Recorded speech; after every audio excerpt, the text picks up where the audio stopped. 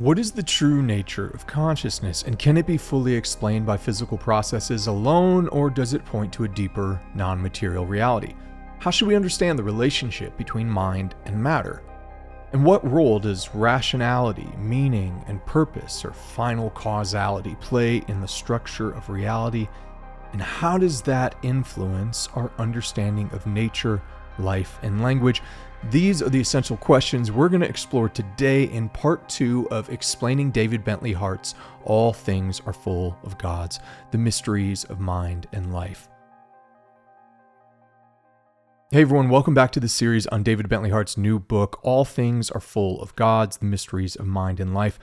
I'm your host, Paul Anleitner. In part 1 of this series, we unpacked the introduction and the first chapter of the book and discussed why Hart chose to structure this book in the form of Platonic dialogue. We talked about why Christians need not shy away from Hart's choice to make the 4 characters in the dialogue Greek gods, and we talked about what each of these Greek gods represents. If you haven't watched or listened to part 1 in this series, I encourage you to give that one a watch or a listen first. You can see a link below in the description or maybe somewhere on the screen here in the video. Or you can listen to the audio-only version on the Deep Talks podcast. That's on Spotify, Apple Podcasts, wherever you listen to podcasts. If you want to see me continue the series, please offer up a like to the YouTube algorithm gods, subscribe, and comment below. I really don't know how to appease those gods, but it seems like if you do things like that, it helps other people discover this channel. In today's episode, we're going to cover chapters 2 and 3, so if you haven't gotten that far in the book, pause, save this video for later, and come back. I'm telling you, David Bentley Hart's words are much, much better than mine, so you should really grapple with the original content first, and then allow me to play my role as a mediating teacher, trying to compress these massive ideas down into more bite-sized consumption for the academic and non-academic thinker alike. Now that we got that foundation set from chapter 1, what questions does Hart tackle in chapters 2 and 3? Now, I laid out these essential questions from chapters 2 and 3 at the top of the episode, but let's go over them again here. The first question that he sets out to answer in chapters 2 and 3 is, what is the true nature of consciousness? Can it be fully explained by physical processes alone, or does it point to a deeper, non-material reality? Number 2, how should we understand the relationship between mind and matter? And this gets at questions about whether or not there are distinct substances, mind and matter are distinct substances, like in different forms of what we call dualism. Is mind and matter a relationship where one emerges from the other? Like in materialism, mind emerges bottom up from matter. Or is it more like idealism, where matter emerges somehow from mind? Or are these just different expressions of a single unified reality? And the third question he sets out to address is, what role does rationality, meaning, and purpose, or final causality play in the structure of reality? And how does this influence our understanding of nature, life, and language? Psyche begins chapter 2 by asserting that consciousness is not just another phenomenon among many, but it is the fundamental condition for any experience or phenomenon at all. Consciousness is phenomenality as such. In other words, it's the ground upon which all things are perceived and known. She argues that subjective experience is irreducible to any third-person scientific method, because all scientific methods are fundamentally first-person perspectives themselves and only get aggregated into an imagined objective third-person view after. The so-called third-person perspective is a myth. It's a construct derived from first-person experiences and reports.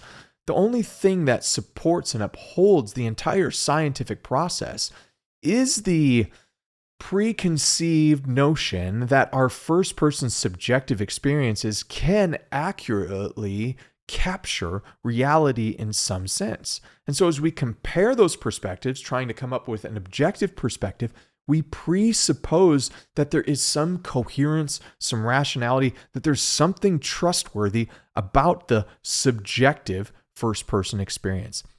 Hephaestus represents the physicalist, materialist view throughout the book, and he argues that while consciousness might have a private dimension, it doesn't preclude a general scientific understanding of its nature through an impersonal approach. He suggests that consciousness could eventually be explained by neuroscience or some other physical science. We don't know how to fully explain it now. He admits that, but he's like, it's really just a matter of time. Like, consider all the things that we didn't understand in the past that, given enough time, the scientific method has eventually given us an explanation as to how this thing functions, how it works, and where it comes from. Psyche counters this argument by emphasizing the qualitative difference between subjective experiences and objective descriptions. She insists that the very nature of consciousness inherently resists being captured by purely quantitative physical descriptions, because the relationship between the mental and the physical involves two fundamentally different types of reality. So in this argument, Psyche is introducing the idea that the standard scientific approach, which relies on third-person perspectives, is inherently limited when it comes to understanding consciousness, because consciousness is always experienced from a first-person point of view. Psyche critiques this mechanistic philosophy that has dominated Western thought since the 17th century, and she argues that it erroneously views matter as fundamentally mindless and purposeless. If that is true, this makes the very existence of consciousness and life completely meaningless and inexplicable. If we render the first-person perspective as fundamentally meaningless, that completely undercuts this process by which we come to some sort of objective third-person perspective by sharing first-person perspectives together. She also rejects what we could call the trichotomy often presented in philosophy of mind, that it's either materialism, dualism, or idealism. Instead, she proposes that matter itself might have a form of intrinsic intentionality, rationality, or mind-like properties to it that makes consciousness and life possible from within, rather than being foreign intrusions into the mechanical world. And we'll address that more when we take a look at chapter 3. Psyche, she thinks that perhaps the better way to go is to go back to maybe more Aristotelian notions of formal and final causality.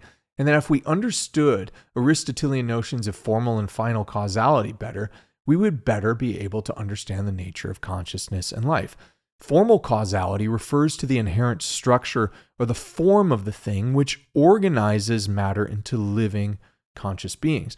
This view contrasts sharply with the reductive materialist perspective that sees life and mind as emergent from purely material causes. Somewhere behind the material causes in the Aristotelian notions is a mind that gives formal causality and structure. It gives form to the material processes. Hephaestus acknowledges this perspective, but he remains skeptical, and he sees it as this regression to pre-scientific thinking. Like, look where that sort of thinking got us, and look at all the improvements to life that's taken place since the scientific revolution. I think it's a valid critique and counterpoint.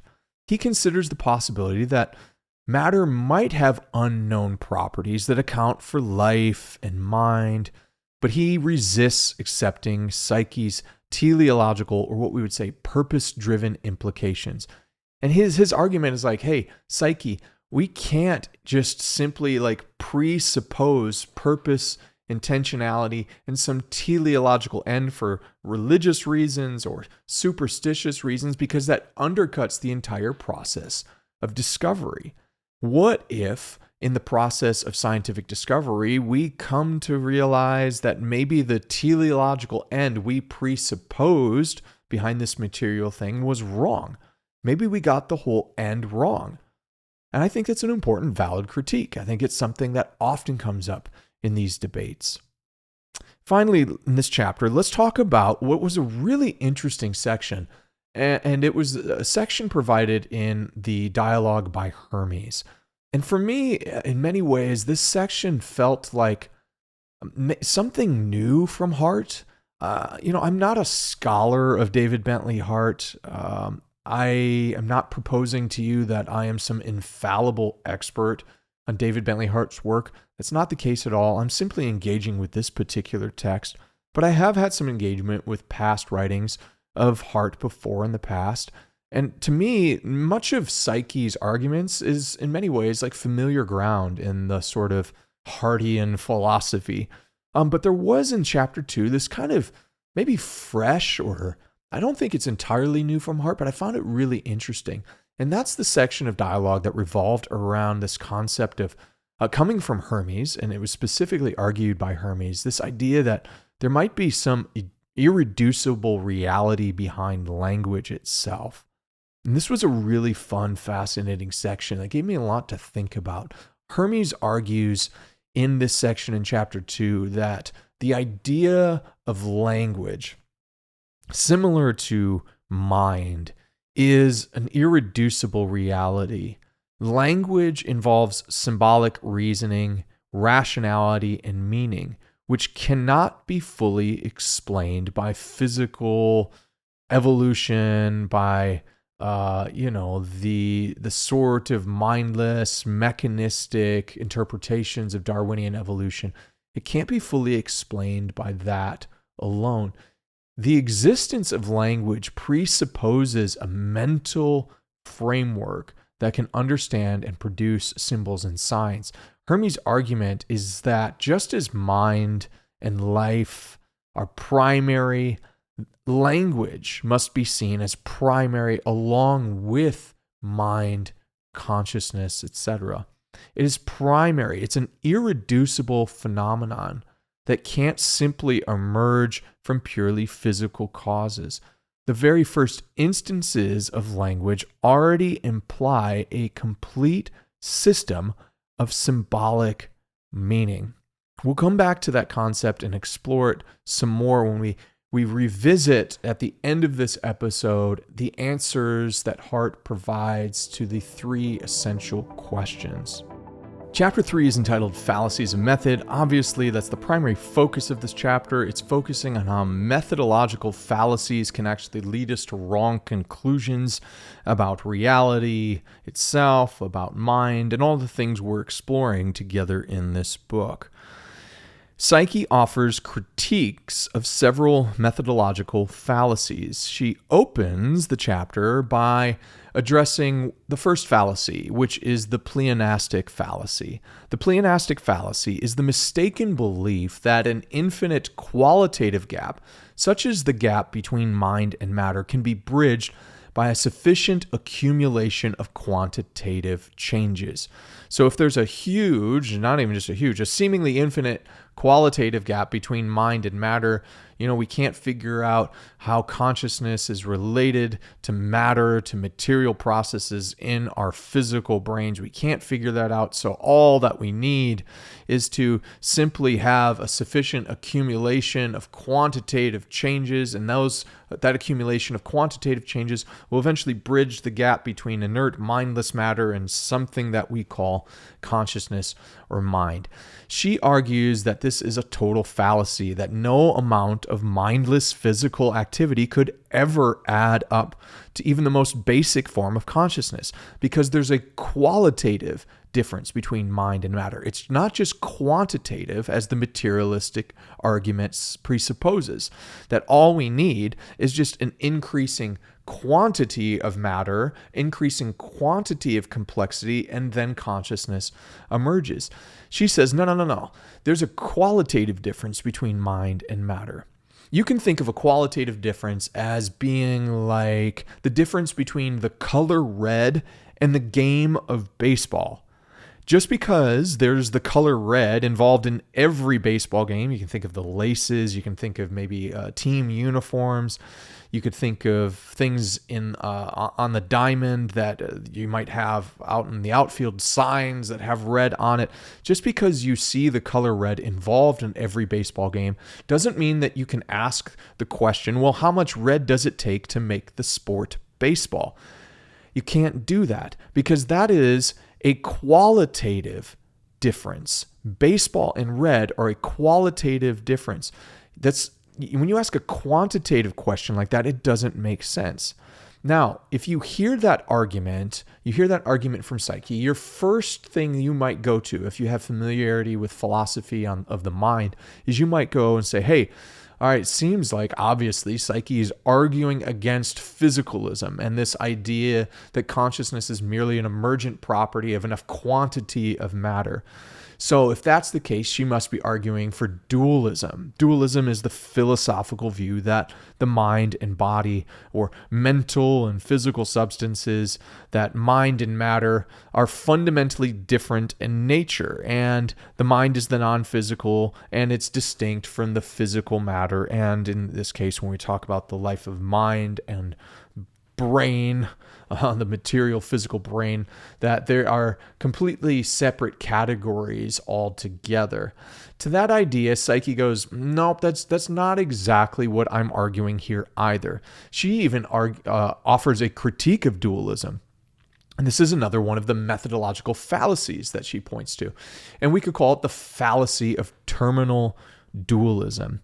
Psyche's critique of the fallacy of terminal dualism, which posits there's a strict separation between mind and matter, that there's a categorical difference. There is at its very nature, a substance difference between mind and matter. She completely critiques and disagrees with that perspective. And she says that behind there's a fallacy, and we call it again the fallacy of terminal dualism. Behind the dualistic view, there is a failure to actually provide an adequate explanation for the connection between mind and body. So if mind and body are separate, is there some sort of third mechanism that somehow connects mind and matter, consciousness, and your physical brain? And if there is, then how does dualism actually answer or adequately address the questions that physicalism is bringing up? It seems like, from Psyche's perspective, it's merely deferring the mystery to another level without resolving it. What is the mechanism? Is there some sort of bridge between mind and matter, a third substance that somehow bridges the two together? Instead, she proposes a more integrated understanding where mind and body are different expressions of a deeper unified reality. We don't need to think of them as like different realities or different substances. For Psyche, she's like, no, what's really going on here is these are different expressions of a deeper unified reality. Both mind and body, mind and matter, physical and spiritual, arise from a single fundamental source. And in believing that, she suggests that consciousness and matter, mind and matter, these are interwoven aspects of a holistic, what we might call, and I know there's a lot of baggage around this term, and even Hart would probably maybe disagree with me employing it, but I do think it's probably the best term that I might be able to use as someone in the Christian tradition. Mind and matter are interwoven dimensions of a shared, holistic, spiritual foundation to reality. Psyche rejects the Cartesian notion of this ghost in the machine, that you have somehow that you could say spirit or consciousness or a soul somehow is this like disembodied thing that interacts somehow with a mechanical body. And you're going like, how does that actually happen? How does the ghost inhabit the machine and pull the levers and control it? I think of like in the Men in Black movies, like the little aliens that are behind, like a fake semblance of some human body, and what they are doing is actually controlling the mind. They have little levers in there that are controlling the body. That's kind of what I picture when I think of the sort of Cartesian dualism, the ghost in the machine concept. And Psyche argues, again, this is Hart's voice through the character of Psyche. She argues that this just doesn't work, right? This understanding of a disembodied mind and interacting with mechanical body, it's like, well, how does it do that? Like, is there some other substance or something mediating bridge?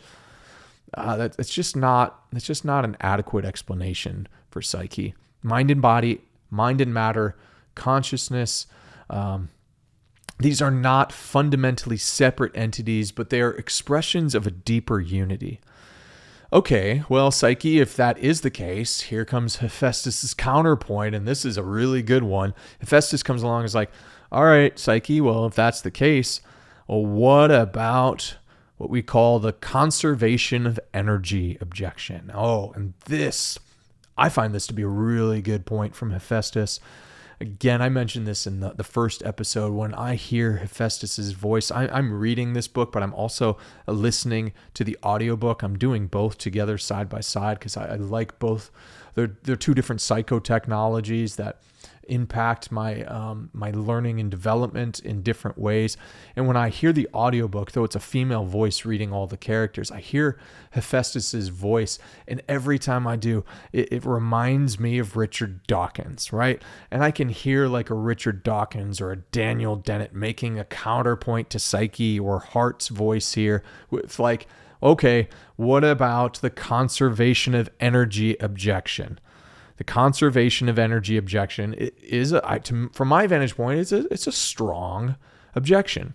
Okay, so this is an objection to non-physical explanations of consciousness, whether it's dualism or idealism. And the objection goes kind of like this. It's based on the principle of conservation of energy, right? This is like a law of physics, which states that in a closed physical system, the total amount of energy remains constant. It can neither be created nor destroyed. That's thermodynamics, everyone. It's the same amount of matter and energy from the Big Bang to today. It's all, if you could put a number behind it and say how much stuff is there that we could somehow quantify between matter and energy, if there was some total number to it, that number stays constant and everything is just kind of being recycled throughout the universe. It's being broken down, reused, and recycled. So seeing as matter and energy cannot be created or destroyed, only transformed from one form to another, if that's the case, and if mind can somehow cause physical events, if consciousness can somehow cause physical events in our physical brains, like the moving of a limb or making the brain perform a certain decision function, well, if that is the case, wouldn't that imply an exchange of energy between the non-physical mind and the physical body? However, and this is Hephaestus's argument, if that is the case, then that's going to violate the conservation of energy principle. That's going to violate thermodynamics, because it suggests that a non-physical cause, the mind or consciousness, could somehow introduce new energy into the physical system or somehow alter the distribution of energy within it without any sort of physical basis. It's like adding some new total to that number we talked about. We'll throw a number of, this is silly, we can't put a number on it, but say there's 1 billion total matter and energy. It's a silly number, but just to give us a number. You know, the conservation of energy objection is to say, okay, if consciousness somehow is like intervening, or consciousness is somehow making physical processes happen, like to help as we navigate a decision, that consciousness is behind our decisions, behind our experience of free will, then isn't that number going from like 1 billion to like 1 billion and one? It's introducing some new energy into the system. How is that possible? Like this interaction between mind and matter is going to somehow require some additional energy input, or it's going to require some modification of mass and energy, matter and energy, that isn't accounted for within the physical laws. So where does the added energy come from? Doesn't that pretty much create the same problem as dualism, where you're like deferring the mystery to some other level? And if you go, well, yeah, maybe it does do that and I just don't know how. All right, how's that better than the dualist argument? And the dualists are going, yeah, we don't really know what the mechanism is. I know there are theories among dualists about like kind of mechanism between mind and matter that allows it to interact and engage with each other. But, you know, if we're just saying, yeah, then maybe there is some way that this happens or that it defies the laws of physics, gosh, I find that troublesome too. And again, I've mentioned this already. This to me is one of Hephaestus' strongest arguments. And I don't want to just straw man it. Okay, with that in mind, like it's a really strong argument. How does Psyche respond? Well, here's her response. And you can tell me in the comments if you think this is inadequate or you think this is a sufficient response to this objection. She says, hey, well, what if mental causation works in a way that doesn't violate physical laws?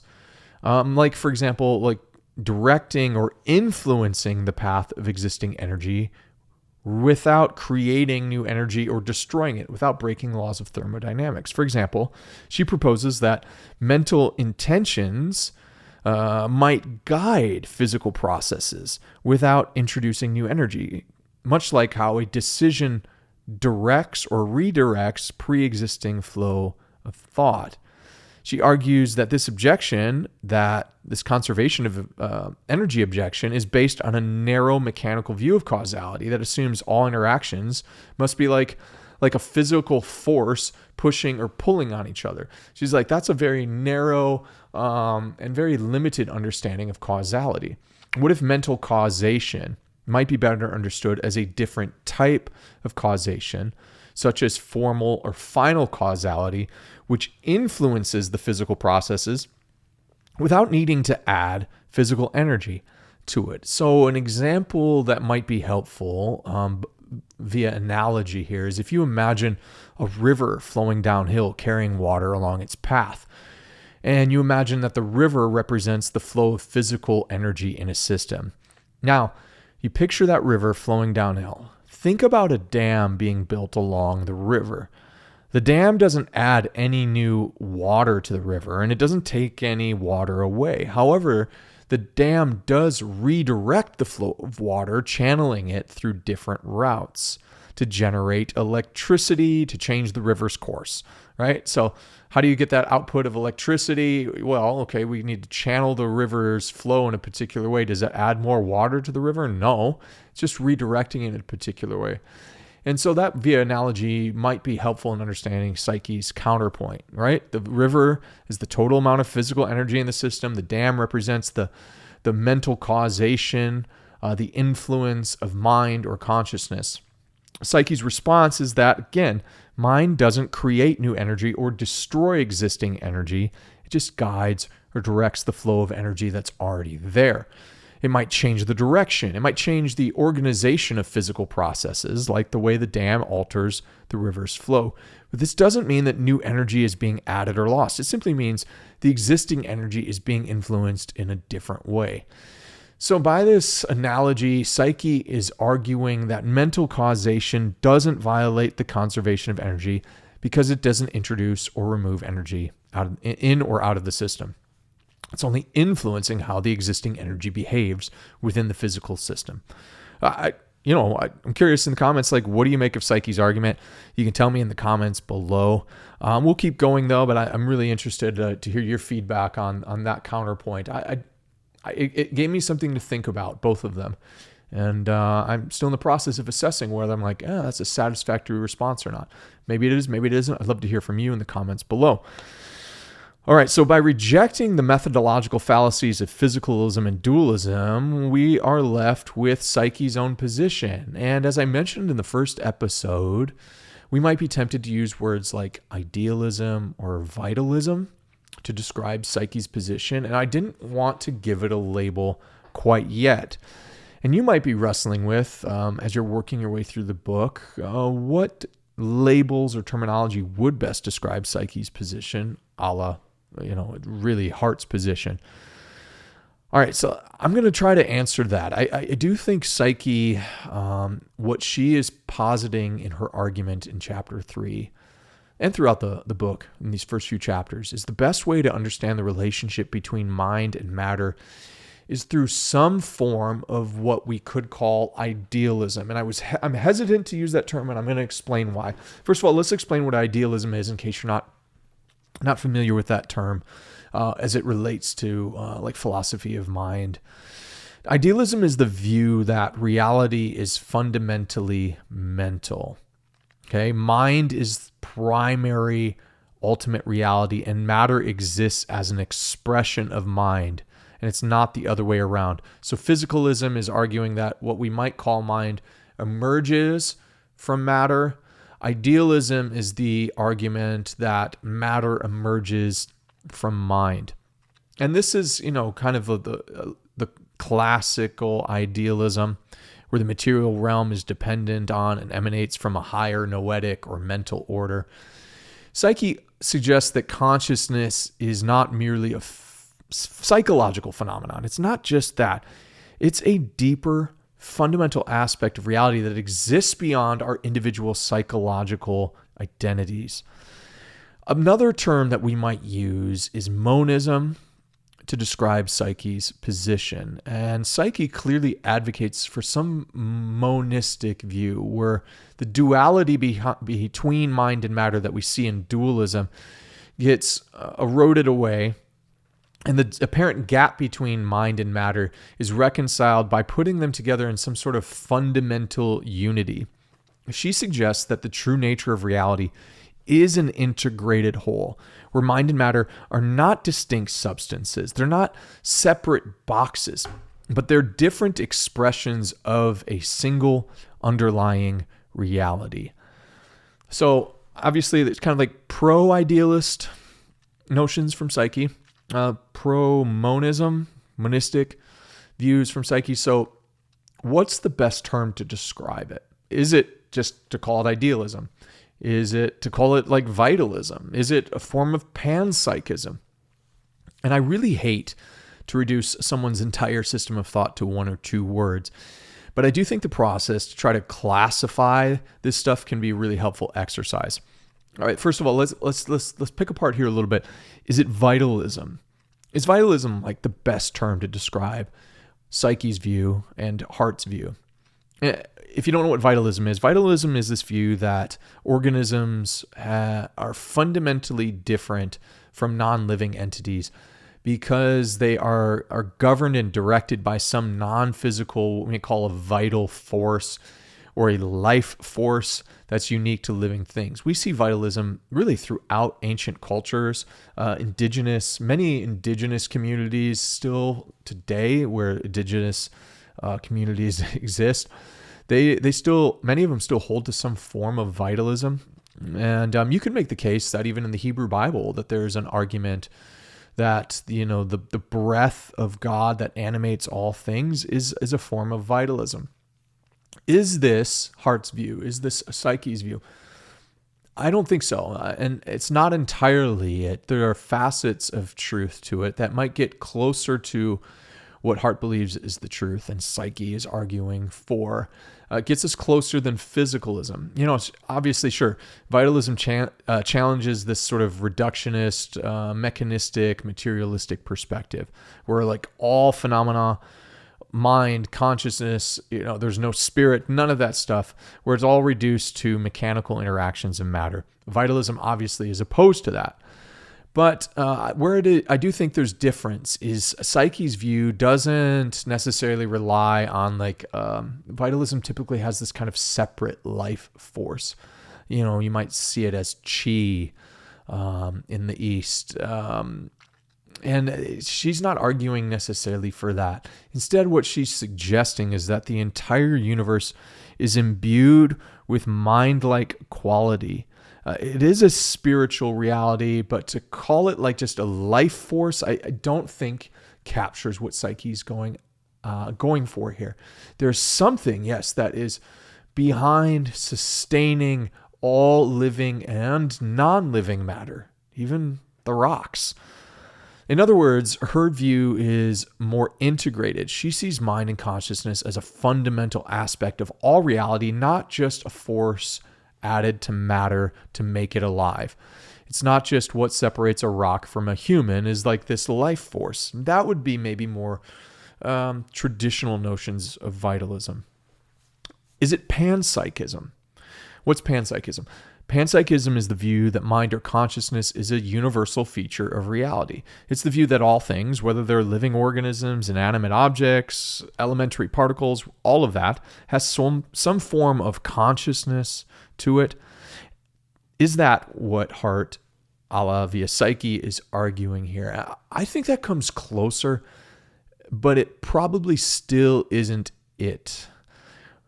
What about a form of panpsychism that we could call cosmopsychism? That's a term that I was maybe first introduced years ago. There's a philosopher of mine named Philip Goff out there who argues for panpsychism. I was first exposed to this term cosmopsychism through his work years ago. Maybe it's cosmopsychism. Well, what's cosmopsychism? Cosmopsychism is kind of a version of panpsychism where there's a cosmic, all-encompassing mind of which individual consciousnesses or individual, experiences of consciousness, like those of humans and maybe obviously even of some animals, that our individual consciousness plays a part or is an expression of the all-encompassing mind. Does that what Psyche and Hart is arguing for? I think that actually comes a lot closer. I would actually love to talk to Hart about that. I think that comes a lot closer. But from my vantage point, I still think there's a big caveat between cosmopsychism and Hart's view. And I think that caveat is that this prime consciousness, this ultimate mind, if you will, the all-encompassing mind behind everything, for lack of a better term, in Hart's view, isn't impersonal, but is personal. And I know there's going to be some problems with using that term, personal. I think especially as Hart plays very heavily in emphasizing the divine simplicity, that he's against this sort of like theistic personalism. But I still think in the end, Hart is arguing for God is not an impersonal force. There is a personal component to the very nature of his being, the nature of this prime consciousness and ultimate mind. So maybe what we could call Hart's view here so far is we could use maybe a combination of terms together. Tell me what you think sounds best in the comments below. Tell me what you've come up with. I think we maybe could call it something like cosmotheistic idealism. That might be a mouthful. Or monistic idealism. Either way, Psyche's argument is that mind and matter are different expressions of the same underlying reality, which is where we might get the term monism and find a monistic emphasis to be appropriate, and that this underlying reality has directional intent for reality, which gives life and all of reality its formal cause. And we call this intentional, personal, underlying reality God. So far in this episode, we focused primarily on Psyche's argument and Hephaestus's defense of materialism, but there was this really fun exchange I've already mentioned already in chapter 3 involving Hermes. And I told you already that I wanted to come back to this because I found this to be so interesting, and it does address the third primary question that Hart seems to be grappling with in chapters 2 and 3. Again, Hermes argues that language, like mind, can't be reduced to purely physical explanations, and this is such a fun argument. Language is a manifestation of mind, a structure of signs and meanings that presupposes a mental framework capable of understanding and producing them. Therefore, language is fundamentally tied to intentionality, to rationality. This is the mind's ability to be about something, to have thoughts, desires, beliefs directed towards objects, ideas, or state of affairs. Language involves the use of symbols, signs, sounds to convey meaning, purposes, and intentions. There is absolutely no evidence of intermediate forms between meaningless sounds and fully meaningful words.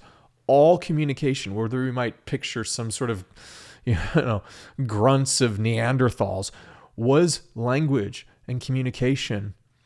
It is maybe to us less sophisticated, but we cannot conceive of a dog barking as communication. Everything is communicating. There is language everywhere. And whether we see it as like fully meaningful words or whether we can discern it or not, we can't conceive of a reality that doesn't have what we would call language and communication. There's no halfway point where something is like kind of language, kind of communication, and kind of not. Language, even in its simplest form, already invokes a complex structure of meaning, syntax, and semantics. If the universe, if reality, if matter emerges from this fundamental mind consciousness, then language, as a product of mind, is co-fundamental to consciousness. It's irreducible. We cannot conceive of mind without means of communication. Language is seen by Hermes not just as this human invention, like we came up with language, but we might say maybe a better word than even language is communication. Communication is a manifestation of the rational, communicative nature of God Himself. You cannot have ultimate mind without communication. You cannot conceive of ultimate reality without logos, without the word. I found this, it seemed like for a moment to be kind of an aside from Hermes, but the more I sat with it, the more I was like, oh man, this is profound on so many levels. And it got me thinking about, oh man, what sorts of philosophers best reflects Hermes' argument? And I certainly have my own thoughts, but I want to hear from you. You can share again in the comments section below.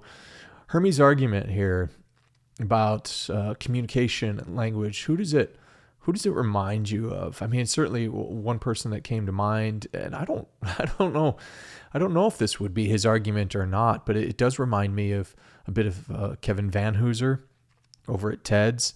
But I'll let you in the comments below tell me who you think the other philosophers that come to mind. Maybe Wittgenstein. I'll get you to, I want to hear your perspective on this. So let's conclude this episode here. Let's conclude this episode by, let's summarize. Okay, well, let's revisit those essential questions again now that we've gone through these chapters 2 and 3. And let's try to summarize how Hart attempted to answer those essential questions in these chapters. Let's again review. The first question again is, what was the true nature of consciousness, and can it be fully explained by physical processes alone, or does it point to a deeper non-material reality? And the author's answer, Hart's answer here through the voice of Psyche, is that consciousness cannot be fully explained by physical processes alone, and indeed points to a deeper non-material reality. Consciousness is not merely an emergent property of brain activity or a byproduct of emergent evolution. It's not that. Instead, Hart, again, through Psyche, is arguing that consciousness is a fundamental aspect of reality, one that is inherently not reducible to physical properties alone, and can't be explained purely by material processes. The qualitative aspects of consciousness, such as subjective experience and rationality, resist any attempt at a purely physical explanation. Consciousness is a primary reality that reveals the limitations of materialism. It reveals the limitations of mechanistic reductionist approaches, and it suggests that there is some sort of what we might call spiritual mind-like foundation to all of existence. Question number 2, how did Hart answer this?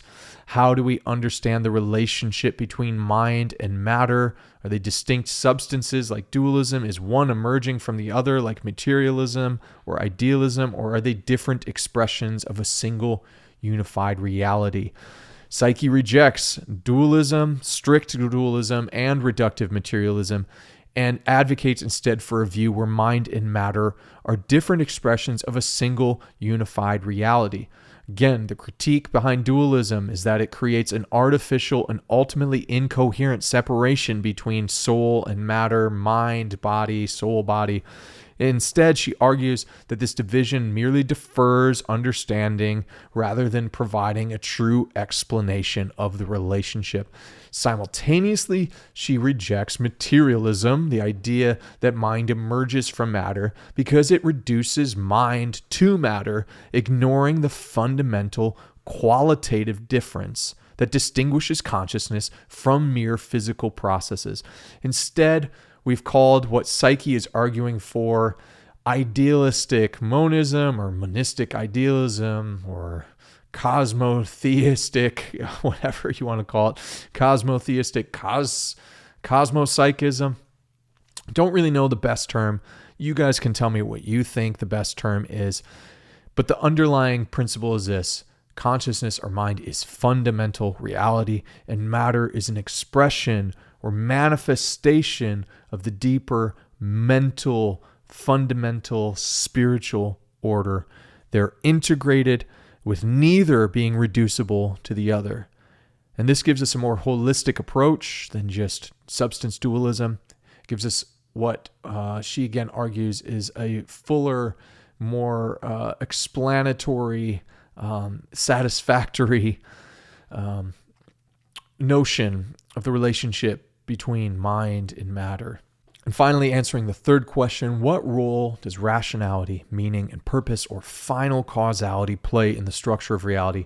And how does this influence our understanding of nature, life, and language? Psyche, once again, she argues that rationality, meaning, and purpose are central to the structure of reality. They're not just physical processes. She posits that these elements are essential to understanding consciousness and life because reality is not merely mechanical. It's imbued and endowed with purpose and direction because of the universal ultimate mind, the infinite horizon of intelligibility that we call God, gives it formal causality. Things are not just shaped by physical causes, but within them, there are intrinsic purposes that originate in the ultimate mind of God that forms their existence and development. It guides their development because of the formal cause, which directs it to a final cause. This view challenges that purely mechanistic understanding of nature. Instead, it's proposing that all of life, consciousness, everything is oriented towards specific end goals, to final causes. The formal causes inform and direct towards the final cause. All of this comes from God. In terms of language, Psyche and Hermes together agree that language itself is a manifestation of rationality, of meaning, a complex, structured form of communication. We can't reduce it to just sounds and gestures. It's not just that. We cannot conceive of a reality where consciousness and mind are ultimate and fundamental, but there is no fundamental language to it. Logos is also fundamental to reality. This reflects a deeper, more purposive nature to reality, and it demonstrates that behind it all is loving intentionality, communicative purposes